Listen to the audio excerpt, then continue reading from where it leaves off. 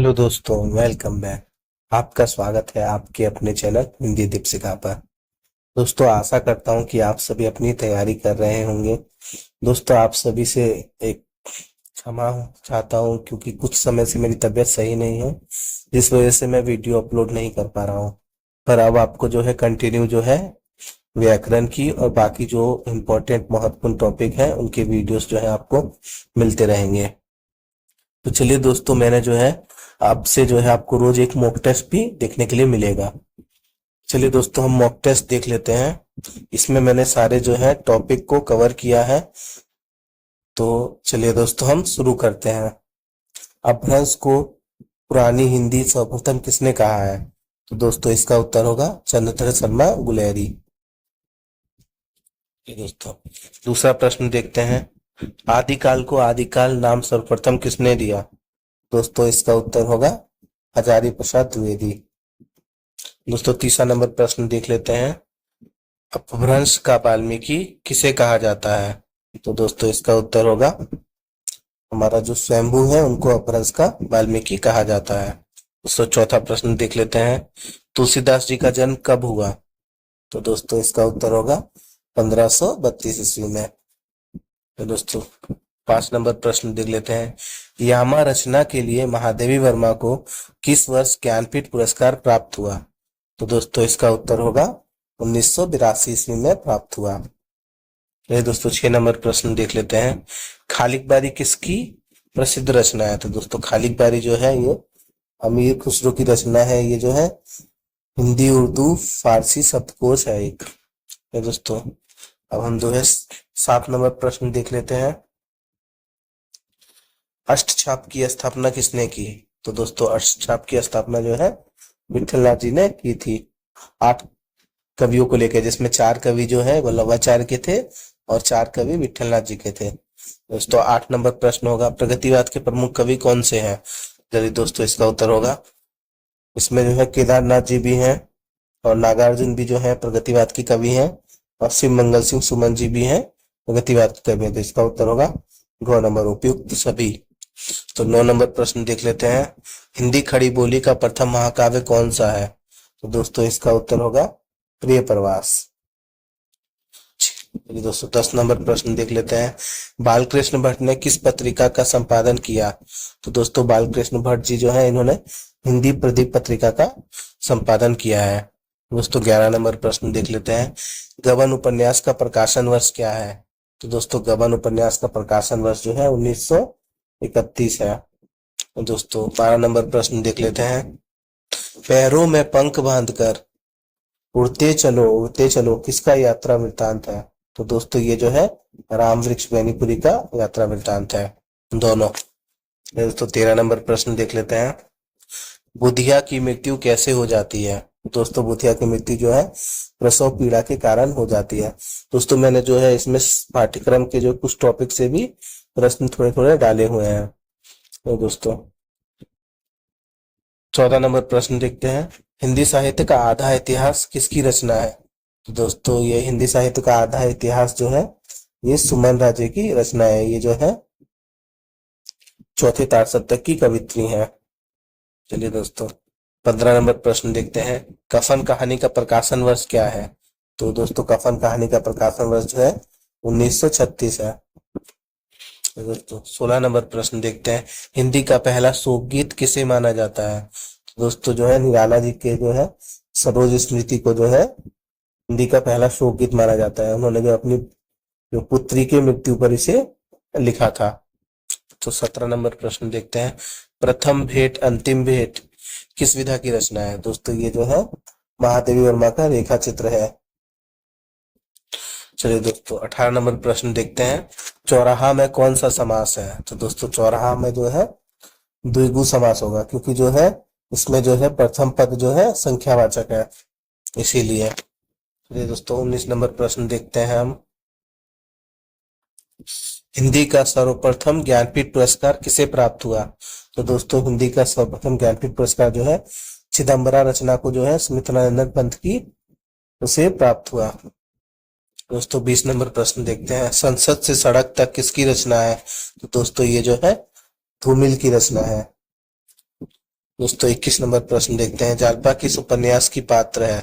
तो दोस्तों जालपा जो है ये गबन उपन्यास की जो है मुख्य स्त्री पात्र है।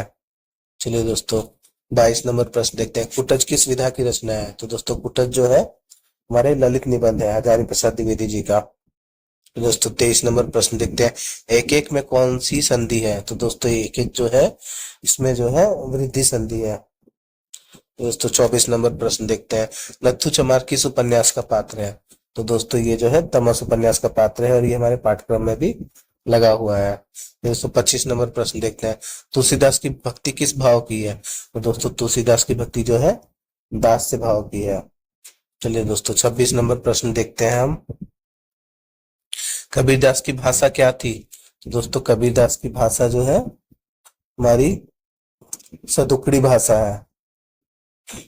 तो दोस्तों 27 नंबर प्रश्न देखते हैं, नेपाली क्रांति किसकी रचना है? तो दोस्तों ये नेपाली क्रांति जो है ये फणीश्वरनाथ रेणु की रचना है। तो दोस्तों 28 नंबर प्रश्न देखते हैं, बिहारी हिंदी के अंतर्गत कौन सी बोली नहीं आती? तो दोस्तों बिहारी हिंदी के अंतर्गत जो है आपकी भोजपुरी भी आती है, मगही भी आती है और मैथिली भी आती है। जो पंजाबी जो है ये बिहारी हिंदी के अंतर्गत नहीं आती। 29 नंबर प्रश्न, आज्ञा का जन्म कब हुआ? तो दोस्तों आज्ञा का जन्म जो है 1911 ईस्वी में हुआ। चलिए दोस्तों 30 नंबर प्रश्न, कामायनी एक पुनर्विचार किसकी रचना है? दोस्तों कामायनी एक पुनर्विचार जो है ये मुक्तिबोध जी की रचना है। तो दोस्तों 31 नंबर, गागर में सागर भरने का काम किस कवि ने किया है? तो दोस्तों ये जो है रीतिकाल के जो रीति से शाखा के कवि जो है बिहारी है, इन्होंने किया है। चलिए दोस्तों 32 नंबर प्रश्न हम देख लेते हैं,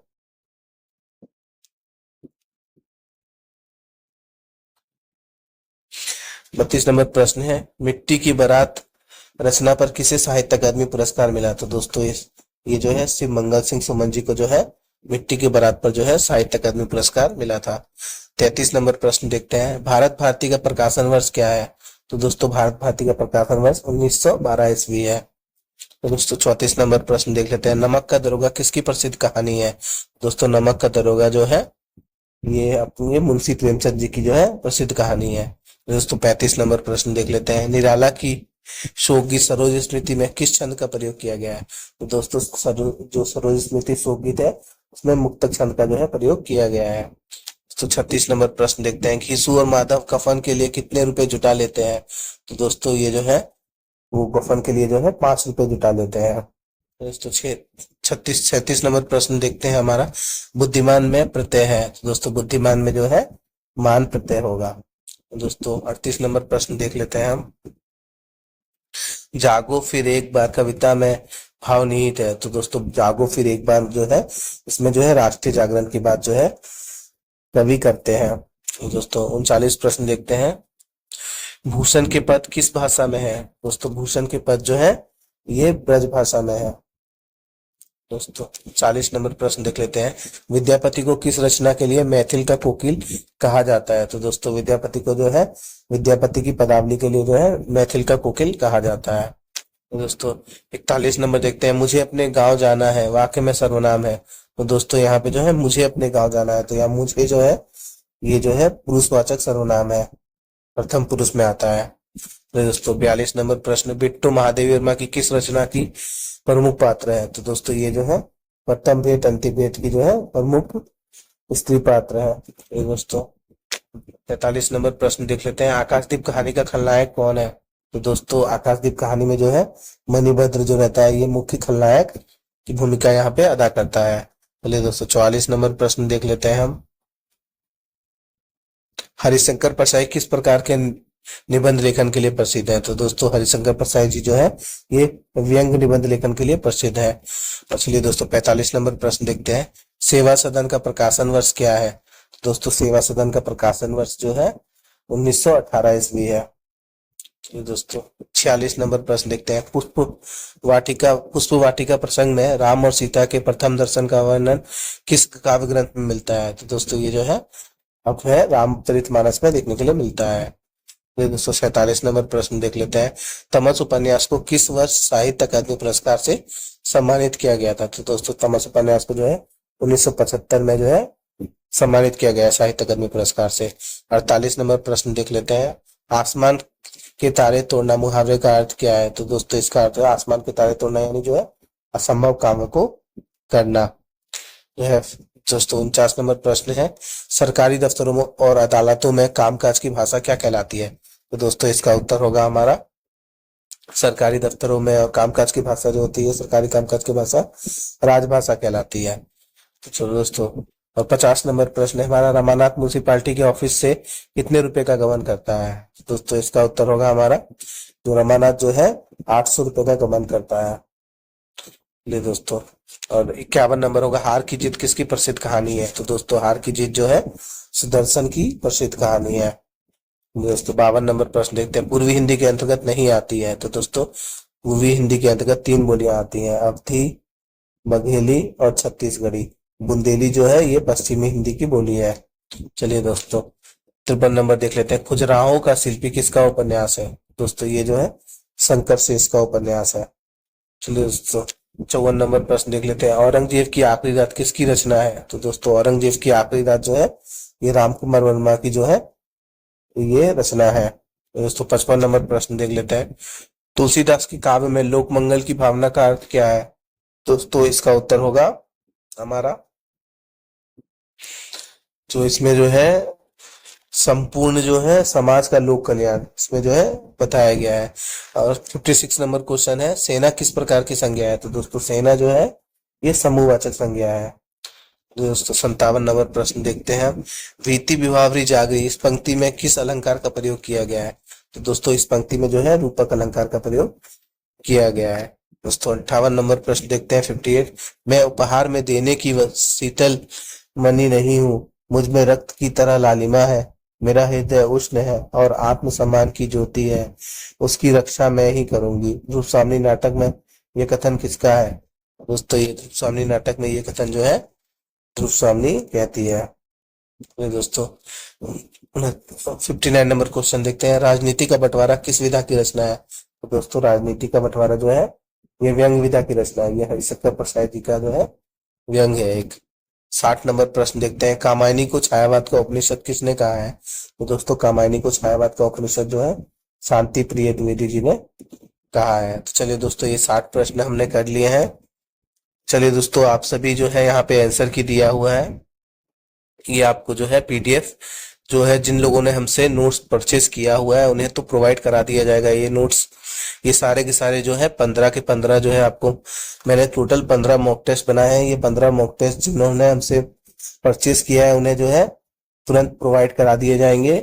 उसमें 2 PYQ भी हैं और साथ साथ हमने टॉपिक वाइज जितनी भी अब तक क्लासेस हुई हैं उनके जो है सारे के सारे क्वेश्चन जो है एक साथ रखे हैं। तो दोस्तों अगर ये आपको ये परचेज करना है 15 मॉक टेस्ट प्लस 2 PYQ और टॉपिक वाइज जो जितने MCQ है सारे के सारे, तो उसके लिए आपको 101 रुपए देना होगा।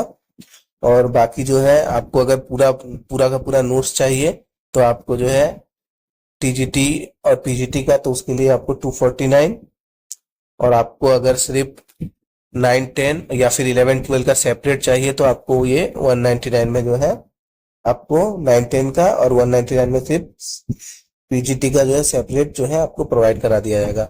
और जिन्होंने हमसे नोट्स लिया है उन्हें तो हम जो है आपको जो है कल जब अपलोड हो जाएगा वीडियो तो आपको ये जो है पूरा PDF जो है 15 मॉक टेस्ट प्लस 2 PYQ और टॉपिक वाइज जितने भी MCQ है सारे आपको प्रोवाइड करा दिए जाएंगे। और साथ साथ जो है आपको प्रैक्टिस के लिए जो है एग्जाम के ओरिएंटेड जो OMR शीट है उसका PDF भी आप लोग को दे दिया जाएगा। तो चलिए दोस्तों आशा करता हूं कि आप सभी जो है अपनी तैयारी में जुटे होंगे। अब कल से हम लोग सारी क्लासेस को कंटिन्यू करेंगे। चलिए दोस्तों अगर आपको हमारा चैनल अच्छा लगता है तो कृपया करके हमारे चैनल को लाइक, शेयर एंड सब्सक्राइब कीजिए। धन्यवाद।